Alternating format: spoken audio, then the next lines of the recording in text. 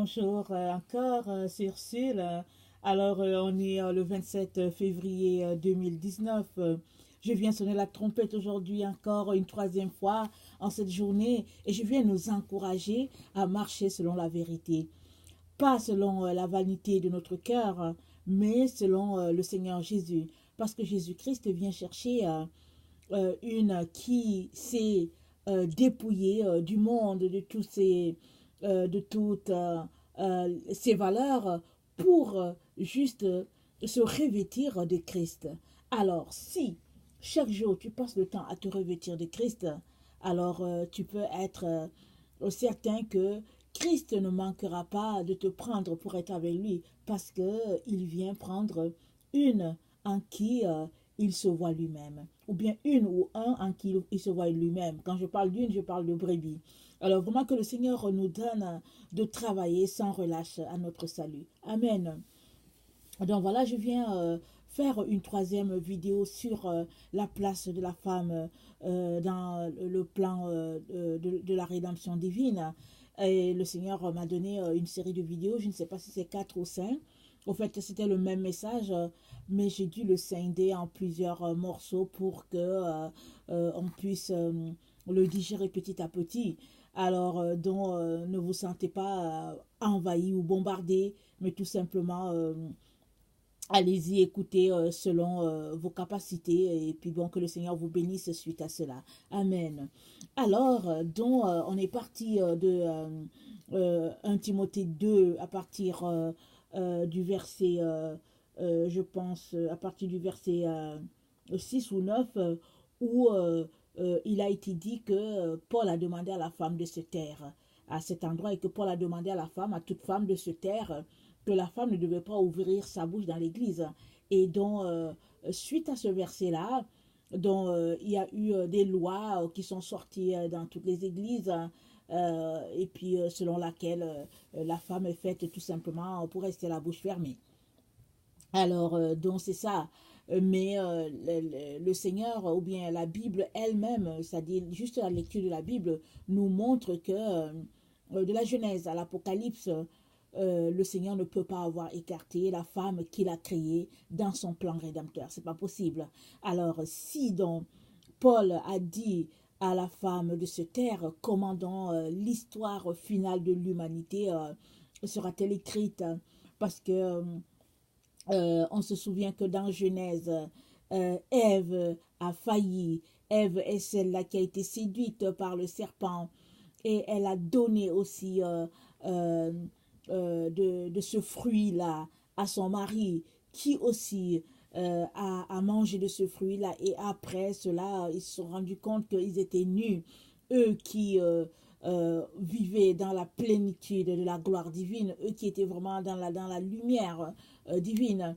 C'est là qu'ils ont su qu'au fait, ils étaient nus et puis ils avaient honte de leur état et ils sont allés se cacher. Donc, et suite à cette trahison-là d'Adam et Ève, le Seigneur leur a dit, il les a chassés du jardin et il n'a pas retiré la mission pour laquelle il les a mis dans le jardin. Ils ont été retirés de ce lieu-là sans tâche parce que s'ils mangeaient l'arbre de la connaissance du bien et du mal, alors ils seraient infectés pour toujours avec aucune possibilité de rédemption. Alors le Seigneur donc a demandé à l'ange de les chasser le plus rapidement afin qu'ils n'aient pas accès à l'arbre de la vie. Parce qu'une fois qu'ils mangent l'arbre de la vie dans l'état où ils étaient, ben, c'était fini. Dieu n'aurait pu rien faire pour nous. Parce que Dieu, il est pureté, il est vérité et il marche selon des principes. Alors, donc c'est ça. Et j'aimerais donc qu'on puisse lire dans Genèse 1, le verset 26 à 31, pour nous rappeler la mission que Dieu avait donnée à Adam et Ève. Alors, Genèse 1, le verset 26 à 31, je vais lire.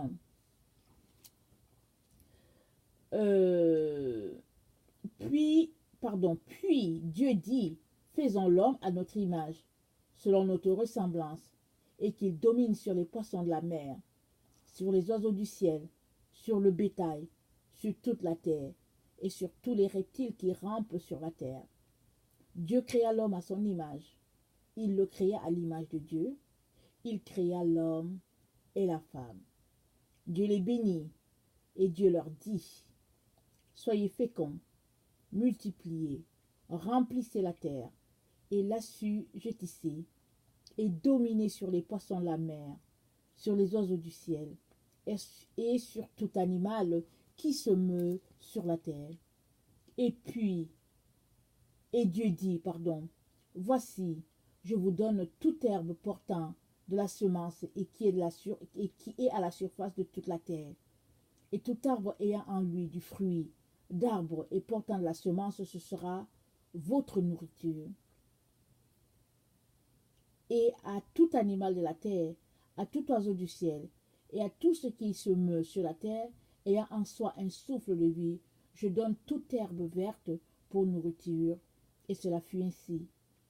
Dieu vit tout ce qu'il avait fait, et voici, cela était très bon. Ainsi, il y eut un soir, il y eut un matin, ce fut le 6e jour. Donc, ici, nous venons de lire la consigne que Dieu a donnée à l'être humain. Et quand il l'a donnée, on comprend que Adam était là, mais pas Ève encore. Parce que c'est au verset 2, au chapitre 2, que l'Éternel a dit, chapitre 2, le verset 8. Puis l'Éternel Dieu planta un jardin en Éden, du côté de l'Orient, et il y mit l'homme qu'il avait formé. L'Éternel Dieu fit pousser du sol des arbres de toute espèce, agréables à voir et bons à manger, et l'arbre de la vie au milieu du jardin, et l'arbre de la connaissance du bien et du mal. Un fleuve sortait d'Éden pour arroser le jardin. Et de là, il se divisait en 4 bras. Le nom du premier est Pichon. C'est celui qui entoure tout le pays de Havila où se trouve l'or.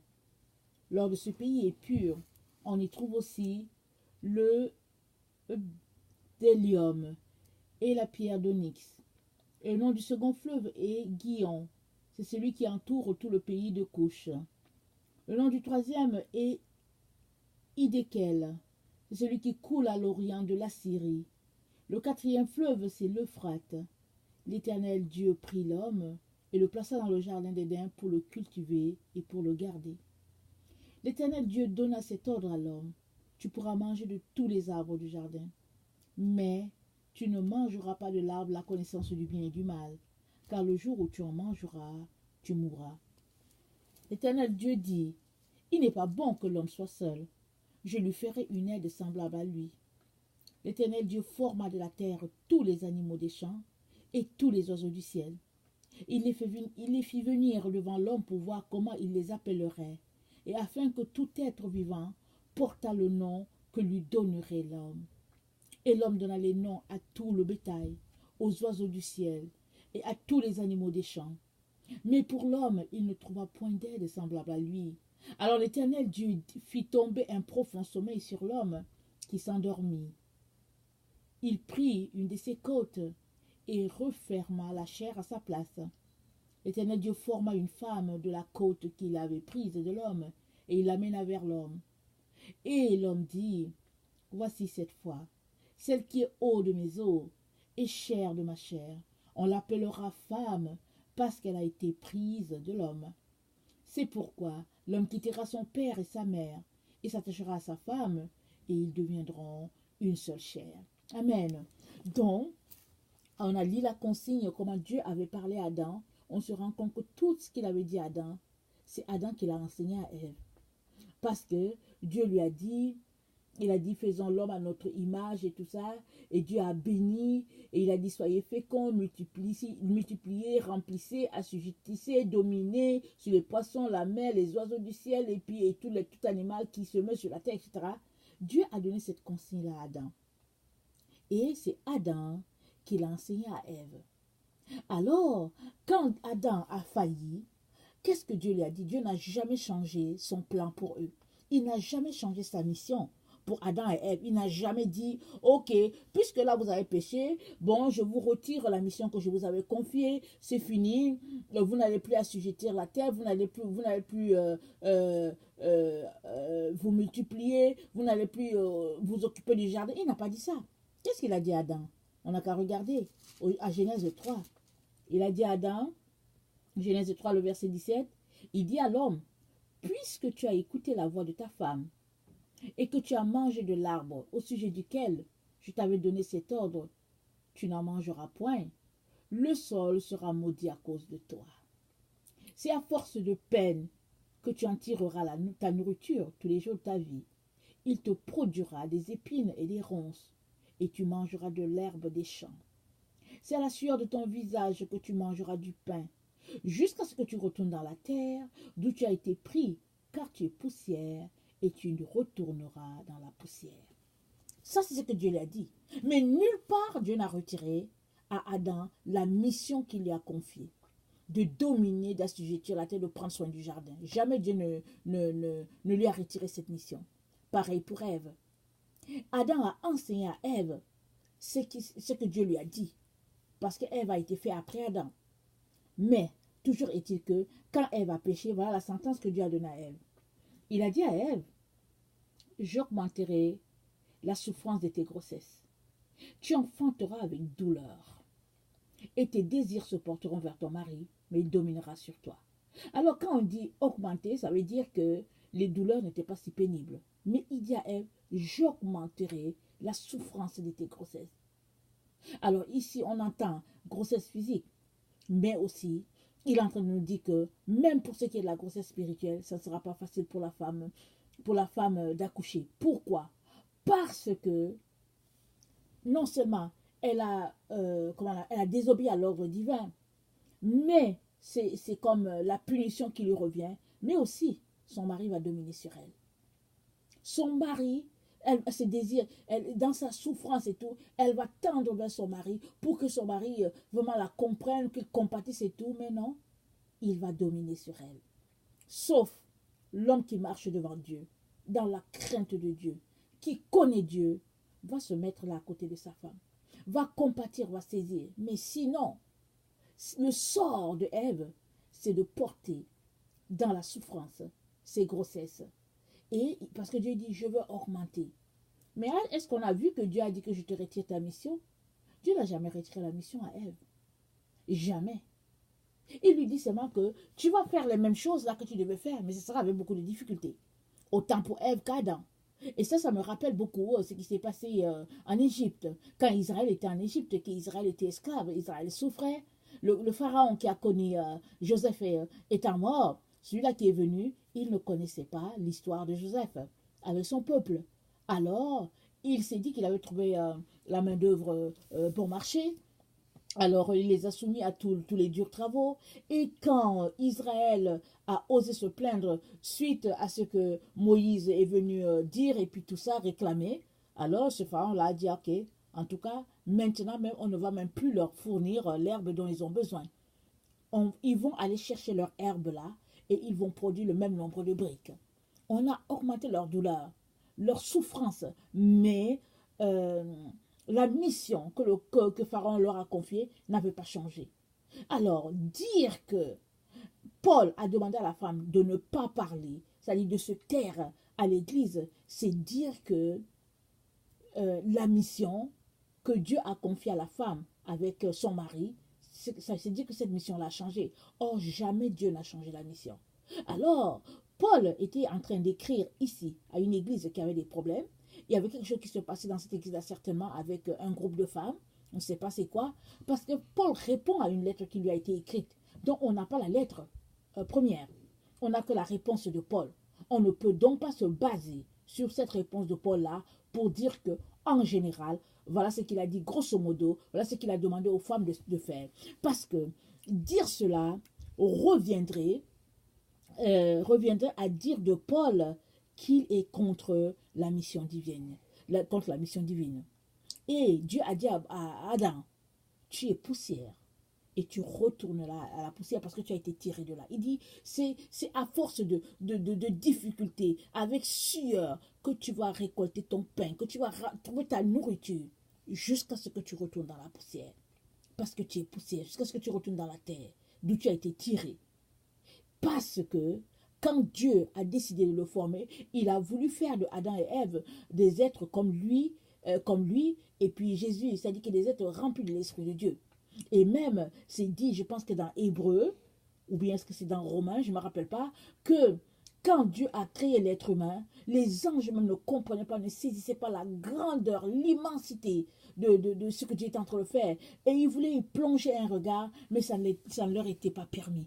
Parce qu'ils voyaient comment Dieu aimait cette œuvre-là, comment la gloire de Dieu était reflétée en l'homme. Mais l'homme est tombé, c'est vrai. Mais Dieu ne lui a jamais retiré la mission. Ève est tombée, c'est vrai. Mais Jésus ne lui a pas retiré la mission.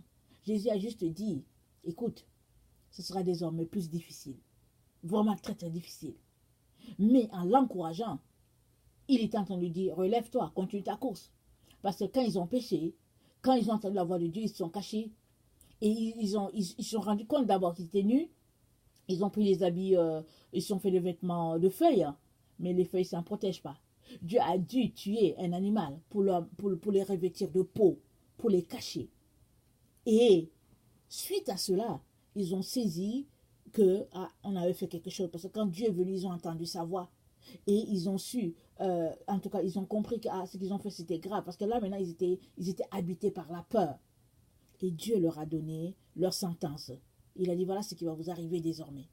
Alors, si donc, la mission de Ève, attendez, dans Genèse 3, verset 16, il a parlé au serpent, ça concerne le serpent, mais ça concerne la sentence du serpent, mais c'est à propos de Ève. Il a dit au serpent, je mettrai une inimitié entre toi et la femme, entre la postérité de la femme et ta postérité. Celle-ci t'écrasera la tête et tu lui blesseras le talon. Alors, après la sentence du serpent, et quand on regarde ce qui a été dit de la postérité, de la femme, et la mission que Ève a, on comprend très bien que Jésus est en train de dire à Ève, écoute, tu es passé à côté cette fois-ci, mais ce sera très difficile pour toi désormais.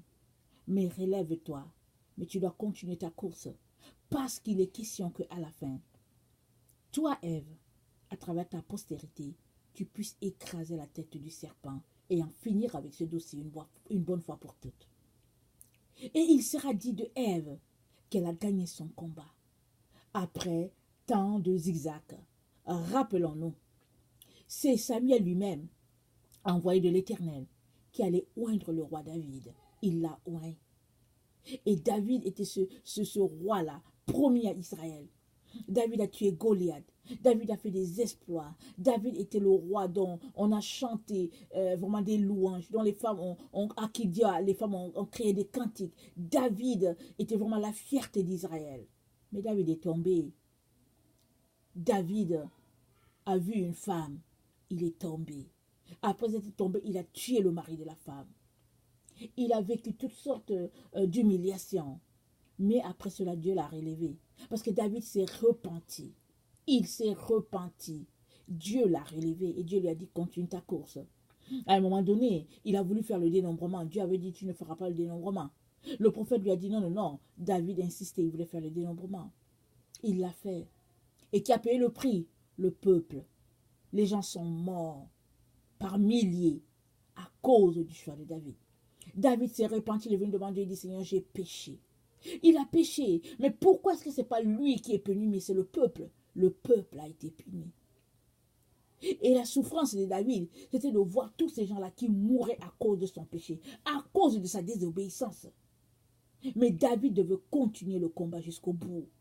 Et David est mort en tant que roi sur son trône, parce que Dieu a dit, il ne manquera pas de roi, de descendants sur la maison de David, parce que Dieu l'a déclaré comme ça.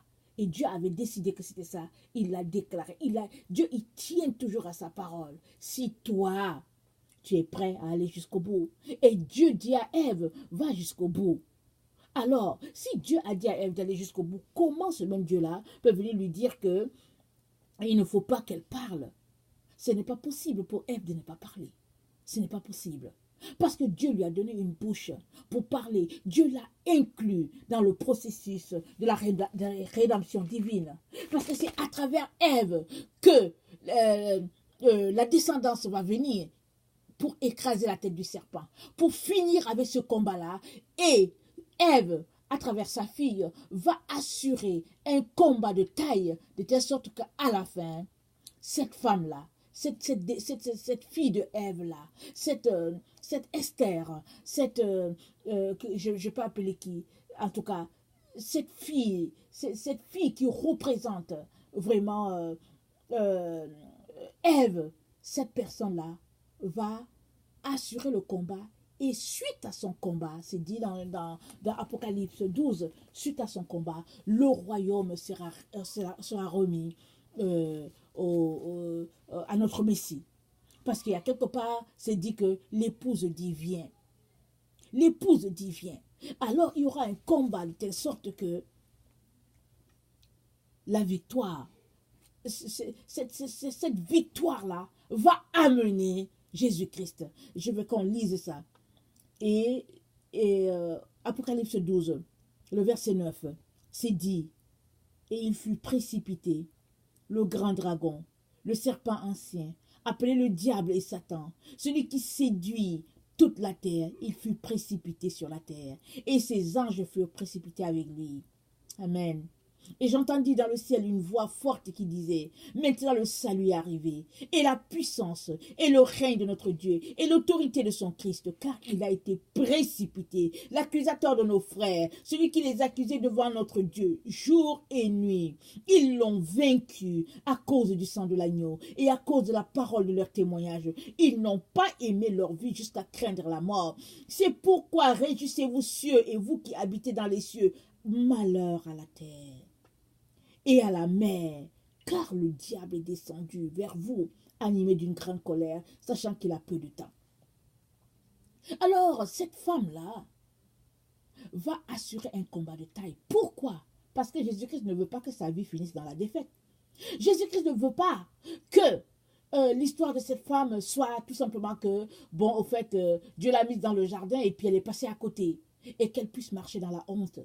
Mais il sera dit dans l'histoire que oui, Ève est tombée, mais béni soit l'Éternel, parce que sa descendance, une femme, a assuré le combat et la victoire a été assurée.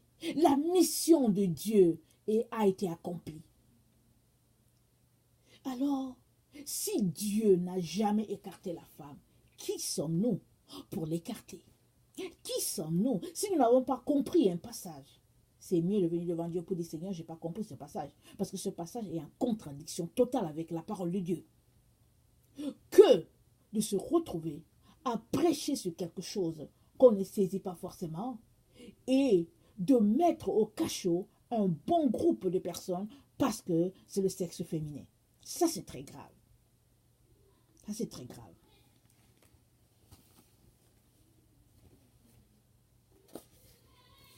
Excusez.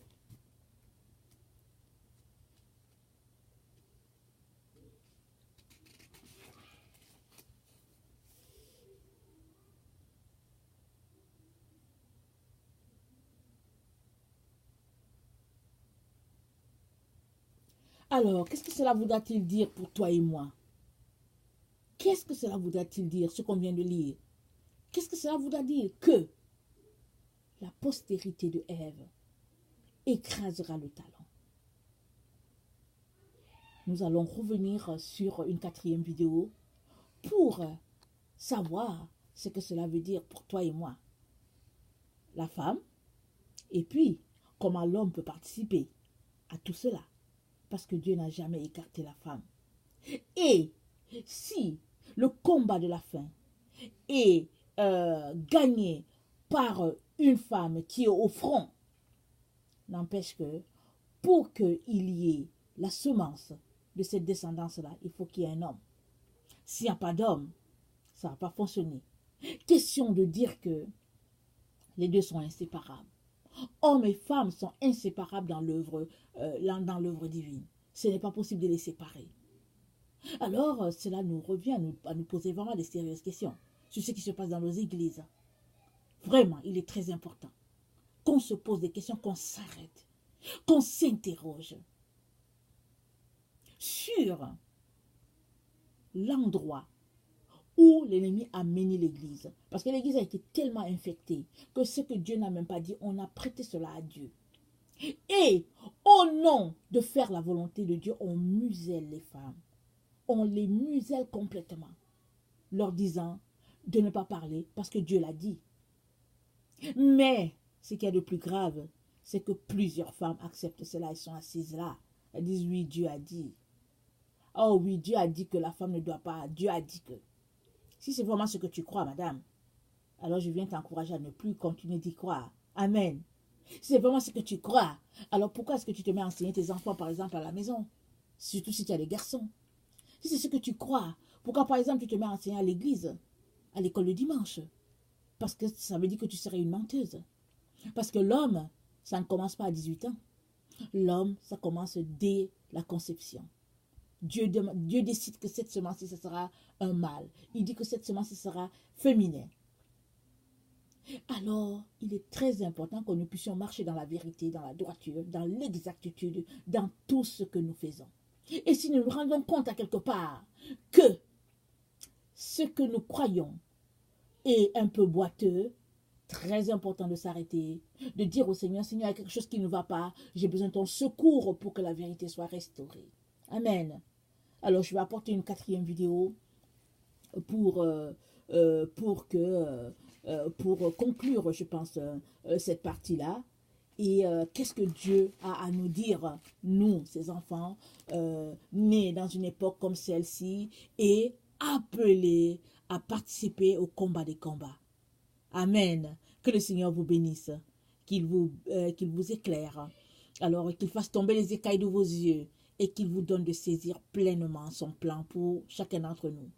Si toi tu es quelqu'un qui ne connaît pas le Seigneur Jésus, je viens te dire que Jésus-Christ est mort pour toi.